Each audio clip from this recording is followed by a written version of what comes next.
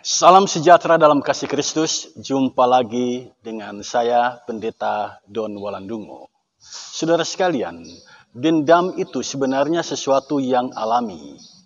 Ketika ada yang menyakiti hati kita, spontan ada keinginan dalam diri kita untuk membalasnya. Tetapi, dendam itu memiliki dampak yang sangat negatif, dampak yang sangat buruk dalam kehidupan. Apa dampaknya? Dan bagaimana cara kita menghindarinya?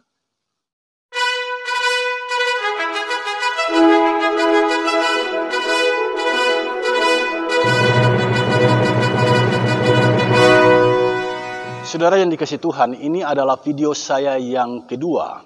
Sebelumnya saya telah menguraikan teks Markus 6 ayat 14 sampai ayat yang ke-29. Dalam video yang sebelumnya, saudara bisa menonton di sana latar belakang teks, uraian teks, makna dan pesannya bagi kita. Kali ini saya mengajak Anda berkonsentrasi dan berefleksi dari Markus 6 ayat 14 sampai ayat yang ke-29. Saya sangat berharap Anda menonton video ini sampai selesai. Sebab dengan menonton video ini, Anda akan mendapatkan pemahaman yang benar. Apa itu dendam? Mengapa ada dendam? Apa dampak buruk dari dendam? Dan ini yang penting, mengapa kitab Markus mengangkat kisah dendam Herodes dan Herodias? Lalu, bagaimana cara kita menghindari dendam? Sebelum kita membahas tuntas tentang hal ini, mari kita merendahkan diri di hadapan Tuhan, kita berdoa, memohon tuntunan kuasa-Nya. Kita berdoa. Ya Kristus, Firman yang telah menjadi manusia, terpujilah nama-Mu. Saat ini kami mau belajar dari firman-Mu. Kuduskan kami, ya Kristus, tuntun kami dengan hikmat-Mu. Ya Roh Kudus, sempurnakanlah firman ini, agar menjadi berkat bagi banyak orang. Amin. Jemaat yang dikasihi Tuhan, dari Markus 6 ayat 14 sampai ayat yang ke-29, saya akan membacakan dua ayat bagi kita yang menjadi dasar perenungan kita saat ini. Ayat 18 sampai ayat yang ke-20. Demikian bunyinya. Karena Yohanes pernah menegur Herodes, tidak halal engkau mengambil istri saudaramu. Karena itu, Herodias menaruh dendam pada Yohanes dan bermaksud untuk membunuh dia, tetapi tidak dapat. Sebab Herodes segan akan Yohanes karena ia tahu bahwa Yohanes adalah orang yang benar dan suci, jadi ia melindunginya. Tetapi apabila ia mendengarkan Yohanes, hatinya selalu terombang-ambing, namun ia merasa senang juga mendengarkan dia. Saudara, dari ayat ini kita membaca Herodias menaruh dendam terhadap Yohanes Pembaptis. Kata menaruh dendam di sini itu diterjemahkan dari sebuah kata dalam bahasa Yunani, eneiken, artinya memegangnya. Apa yang dipegang? Ucapan Yohanes Pembaptis yang menegur dosa Herodes dan Herodias yang dicatat dalam ayat 18 tadi. Herodias memegang atau menyimpan perkataan Yohanes tersebut dalam hatinya. Dan karena itu dia dendam. Kamus bahasa kita mendefinisikan dendam adalah berkeinginan keras untuk membalas kejahatan dan lain sebagainya. Jadi dendam adalah soal keinginan manusia. Ketika dalam diri manusia ada keinginan untuk membalas perlakuan orang lain padanya, itulah dendam. Perlakuan orang lain itu adalah perlakuan yang buruk dan jahat. Jadi kejahatan dibalas dengan kejahatan. Itulah dendam. Rasa marah yang sangat kuat dalam diri seseorang untuk membalas atau menyakiti orang lain. Dendam yang berlebihan atau dendam yang dibawa sampai mati, itu disebut dendam kesumat.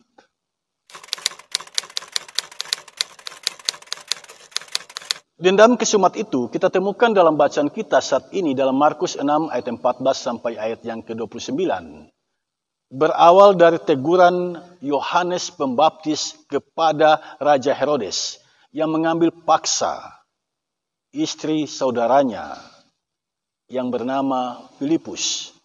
Dia ambil paksa istrinya itu menjadi pendamping hidupnya. Yohanes Pembaptis menegur keduanya, Herodes dan Herodias, bukan yang menerima teguran itu, tetapi mereka meradang. Mereka bereaksi keras menangkap Yohanes dan tidak berhenti di situ. Mereka memenjarakannya. Herodes menggunakan kekuasaannya semaunya, bertindak sewenang-wenang kepada Nabi Yohanes Pembaptis tanpa melalui proses pengadilan. Saya mau katakan, inilah tabiat Herodes. Tabiat ini dapat kita temukan juga dalam kehidupan bergereja. Kekuasaan jabatan gerejawi sering digunakan oleh seorang pejabat gereja untuk menekan, untuk menakut-nakuti, untuk menghakimi dan menghukum sesamanya. Contoh sederhana begini, saat ada yang menegur kekhilafan atau kesalahan seorang pejabat sinode, apa yang dilakukan oleh pejabat itu? Pejabat tersebut membalasnya dengan SK mutasi, ditempatkan di jemaat yang terpencil atau dinonjobkan. Si pendeta yang menegur kekhilafan atau kesalahan dari pejabat tersebut. Nah, ini tabiat Herodes. Tabiat yang tidak mau mendengar, dia hanya suka didengar. Tabiat menggunakan kewenangan secara membabi buta, tanpa pertimbangan kasih, keadilan, dan kebenaran. Herodes sesungguhnya telah bersalah. Sebelum lanjut, kita harus paham dulu siapa Herodes ini. Sebab kalau kita membaca Alkitab, ada banyak nama Herodes di sana. Waktu Yesus lahir, ada Herodes yang mau membunuh, dan pada akhirnya dia realisasikan, membunuh semua bayi berusia 2 tahun ke bawah. Nah, Herodes yang dimaksud di situ adalah Herodes Agung. Dan Herodes itu telah mati. Herodes Agung ini memiliki banyak anak. Salah satu anaknya adalah Herodes Antipas. Dalam bacaan kita saat ini kita menemukan nama Herodes. Herodes yang dimaksud adalah Herodes Antipas. Nah, Herodes Antipas ini memiliki banyak saudara laki-laki. Salah satu saudara laki-lakinya bernama Filipus. Gelar untuk Filipus adalah Herodes Filipus I.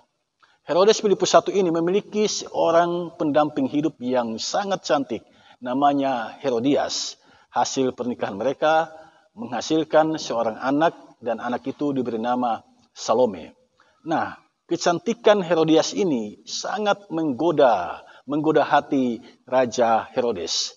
Lalu dengan caranya, dengan kelicikannya, dengan power yang dia miliki, dia mengambil Herodias menjadi pendamping hidupnya. Hal ini dilihat oleh Yohanes, didengar oleh Yohanes, dan Yohanes tidak tinggal diam. Dia langsung menegur dosa yang dilakukan oleh Raja Herodes ini. Herodes adalah seorang pebinor, perebut bini orang. Herodes sejajar dengan pelakor.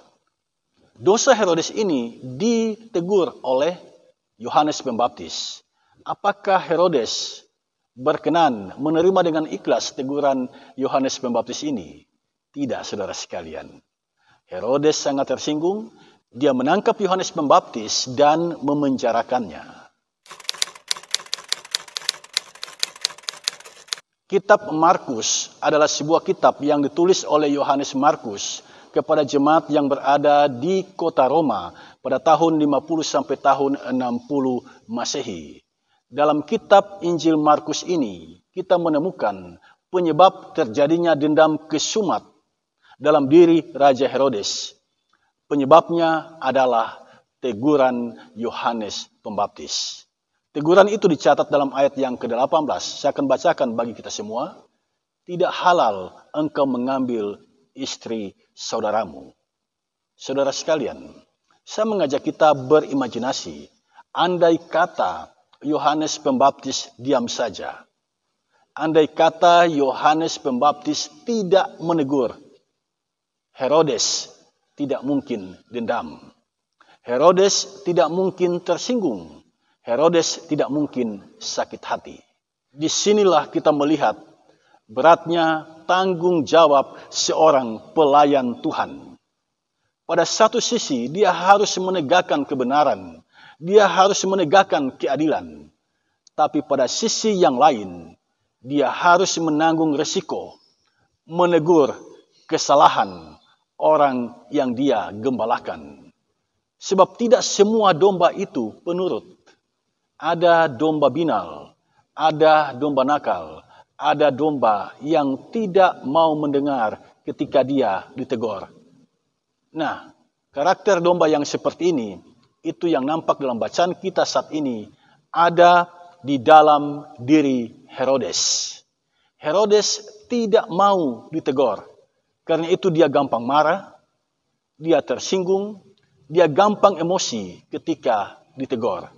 Nah, sekarang mari kita evaluasi diri kita. Apakah kita termasuk orang yang tidak mau ditegur? Kalau kita seperti itu adalah tabiat Herodes.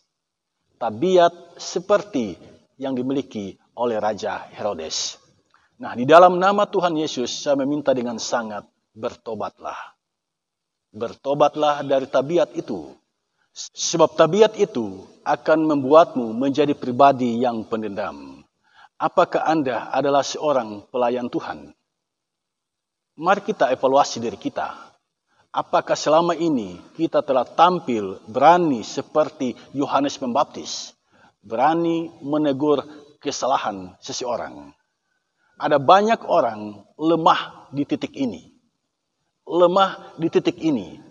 Apalagi menegur seorang pemimpin, menegur orang kaya, menegur orang berpengaruh, menegur orang yang punya jabatan yang tinggi.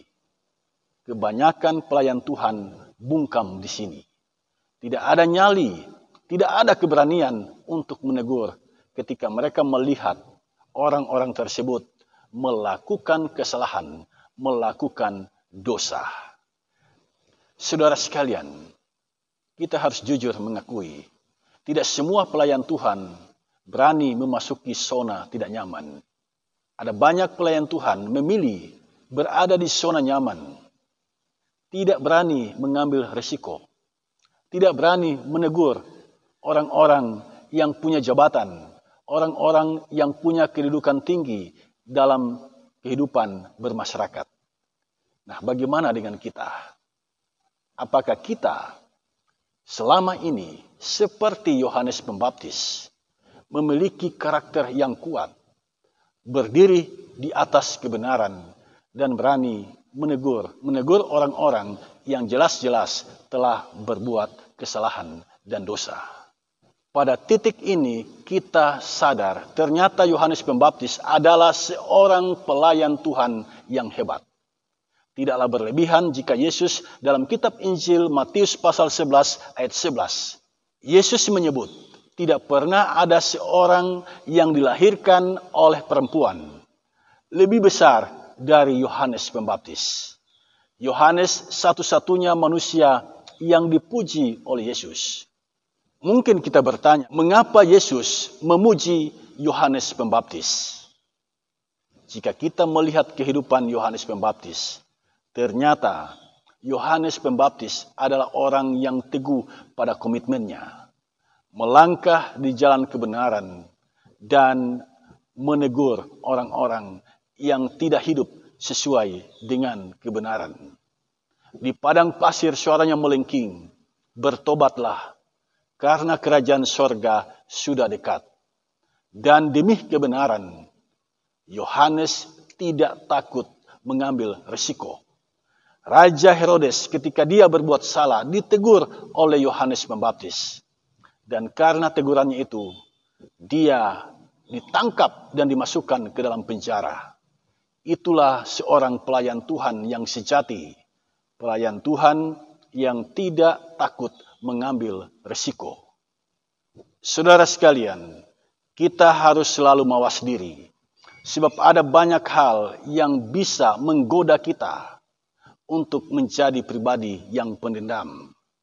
Ada orang yang dendam ketika melihat hidupnya tidak lebih baik dari kehidupan orang lain. Ada orang yang dendam disebabkan pembagian warisan yang tidak adil. Ada orang yang dendam karena diperlakukan tidak baik oleh orang lain, dicaci maki, dibuli, dan dipukul oleh sesamanya. Dan ada satu sikap yang berpotensi melahirkan dendam dalam diri kita, yaitu ketika kita berhadapan dengan orang-orang yang sombong. Sebab orang sombong ini biasanya dia terlalu berlebihan dalam memuji dirinya. Lalu dia merendahkan orang lain, dia menghina orang lain, bahkan dia tidak segan-segan menjelekkan orang lain. Nah, berhadapan dengan orang yang semacam ini, waspadalah. Bukan tidak mungkin, kalau hinaan itu dialamatkan kepadamu, engkau dendam terhadap orang itu. Dendam bisa juga terjadi jika ada yang mengambil keuntungan dengan cara yang curang. Nah, ini kan melukai hati. Orang bisa dendam jika diperlakukan seperti itu. Di dalam kehidupan bergereja, ada juga dendam yang lahir ketika kita membuka telinga dan mengikuti omongan orang yang suka mengadu domba.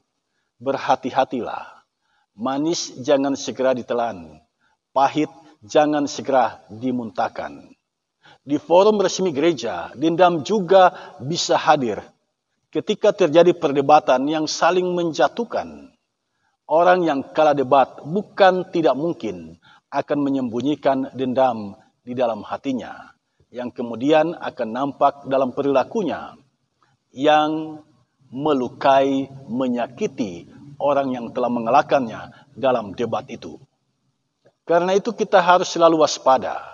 Silakan berdebat, tetapi berdebatlah dalam kasih, tanpa ada tendensi untuk menjatuhkan.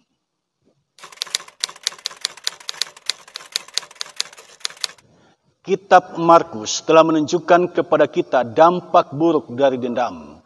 Ketika Herodes dan Herodias dendam kepada Yohanes Pembaptis, mereka kehilangan rasa hormat kepada Yohanes Pembaptis. Mereka menyalahgunakan kewenangan, kekuasaan yang ada di tangan mereka. Mereka menangkap dan memenjarakan Yohanes Pembaptis, bahkan membunuhnya. Intinya, dendam itu ternyata mengguncang jiwa kita. Orang yang dendam itu terguncang jiwanya. Tensi darahnya bisa naik dan tekanan jantungnya tidak stabil. Ini akibat kalau kita dendam. Hati dipenuhi permusuhan dengan sesama. Ketika melihat orang yang dia dendami itu jatuh, dia bersukacita atasnya. Dia bersorak atasnya. Dia senang melihat orang itu jatuh. Saudara sekalian, saya pernah membaca sebuah artikel. Ternyata di dalam otak manusia ada hormon kortisol dan ada hormon oksitosin. Dari dua hormon ini, hormon kortisol yang jahat. Dia bisa merusak kerja organ tubuh kita. Saat Anda dendam, hormon ini dilepaskan oleh otak kita. Sehingga kita mengalami gangguan. Organ tubuh kita mengalami gangguan. Dan bukan hanya itu. Hormon ini juga memicu terjadinya penuaan dini. Jadi jika Anda mau awet muda, jangan dendam. Jika Anda ingin terlihat tetap cantik, jangan dendam. Jika Anda ingin terlihat ganteng, jangan dendam. Mengapa? Sebab ketika Anda dendam, hormon kortisol dilepaskan oleh otak kita. Dan itu menyebabkan Anda mengalami penuaan dini. Untuk apa kita dendam? Kalau pada akhirnya itu berdampak buruk bagi diri kita. Untuk apa kita dendam? Kalau pada akhirnya kita cepat menjadi tua. Tetapi ada satu hormon di situ, namanya hormon oksitosin. Hormon ini membawa dampak yang baik bagi tubuh kita, membuat organ tubuh kita berfungsi dengan baik.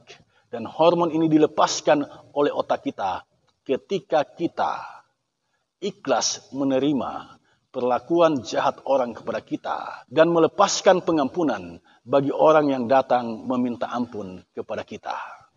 Jadi secara medis, dendam itu berdampak buruk bagi tubuh kita. Dendam bisa meningkatkan risiko kerusakan jantung kita. Mengapa?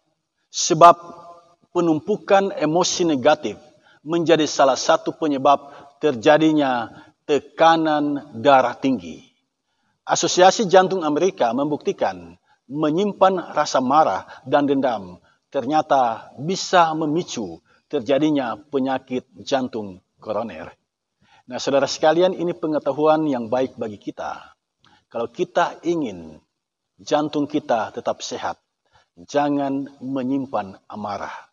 Kalau kita ingin jantung kita tetap sehat, tekanan darah kita stabil, jangan menyimpan amarah dan jangan menyimpan dendam.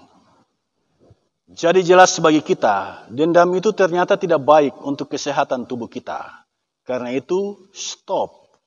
Berhentilah menyimpan amarah, berhentilah dendam terhadap sesamamu.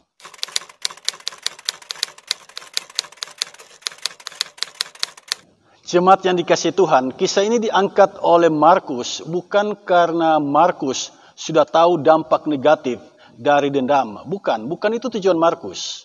Kisah tentang dendam Herodes dan Herodias itu diangkat oleh penginjil Markus untuk meneguhkan iman jemaat yang pada waktu itu mengalami penderitaan yang hebat. Masyarakat di sekitar memusuhi orang Kristen. Penguasa Roma waktu itu, Kaisar Nero, benci dengan kekristenan. Dia menangkap, menyiksa, bahkan membunuh orang Kristen. Nah, berita firman Tuhan saat ini disampaikan oleh penginjil Markus untuk memotivasi jemaat agar hidup sesuai dengan iman mereka. Ketika mereka dimusuhi oleh masyarakat dan dibenci oleh penguasa, hiduplah sesuai dengan iman. Mengasihi musuh, mendoakan musuh, dan mengampuni orang yang berbuat jahat kepada mereka. Itulah sesungguhnya tujuan ditulisnya kitab Markus ini. Memotivasi jemaat untuk bertahan hidup di dalam iman Kristen, untuk bertahan menderita demi iman mereka kepada Kristus. Inilah sikap iman kita dan inilah sikap gereja kita, mengasihi dan mengampuni orang yang berbuat jahat kepada kita. Saudara sekalian, Anda pasti menunggu jawaban atas pertanyaan bagaimana caranya menghindari dendam. Pertama-tama kita harus sadar, kita harus paham bahwa dendam itu adalah tabiat alami manusia, sikap dasar manusia. Ketika engkau disakiti oleh orang lain, spontan muncul dalam pikiranmu keinginan untuk membalas orang yang telah menyakiti hatimu. Itu sesuatu yang alami. Tidak ada manusia ketika dia disakiti tidak mendapatkan reaksi ini, keinginan untuk membalas. Ketika seseorang melukai hati kita secara sengaja, muncul begitu saja pikiran untuk membalasnya. Inilah sikap alami manusia. Saya pikir ini wajar, ini alami adanya. Tetapi kemudian kita bertanya, apakah kita mengikuti pikiran ini? Dan apakah itu yang Tuhan kehendaki bagi kita? Apakah Tuhan berkenan jika kita hidup di dalam dendam? Saya harus tegas mengatakan tidak. Tuhan Yesus tidak mengizinkan kita menjalani kehidupan dalam dendam terhadap sesama. Yang Tuhan Yesus kehendaki dari kita adalah mengampuni, bukan mendendam. Saat ada yang memusuhi kita, panggilan Tuhan bagi kita adalah mengasihi musuh. Bahkan Yesus meminta kita berdoa untuk orang yang memusuhi kita. Berdoa bukan supaya mereka celaka, bukan. Tetapi berdoa agar mereka mendapat lawatan kasih karunia Allah. Agar mereka bertobat dan kembali berjalan di jalan Tuhan. Disinilah tantangan terberat menghindari dendam. Jika kita mengikuti kehendak Tuhan Yesus, maka kita harus belajar mengendalikan amarah kita, mengendalikan emosi kita, mengendalikan ego kita. Kita harus belajar berperang. Berperang bukan melawan orang lain, tapi berperang melawan diri sendiri. Dan saya mau katakan, ini bukanlah hal yang mudah. Kemungkinan besar kita bisa kalah. Lalu bagaimana caranya agar kita bisa memenangkan peperangan ini? Bagaimana caranya agar kita bisa mengalahkan diri sendiri, mengendalikan diri ini? Ingatlah sabda Yesus. Sebelum dia naik ke surga, dia menjanjikan seorang penolong, yaitu Roh Kudus. Dan Roh Kudus inilah yang menyertai kita sampai akhir zaman. Bangunlah persekutuan dengan Roh Kudus dan mintalah kekuatan darinya.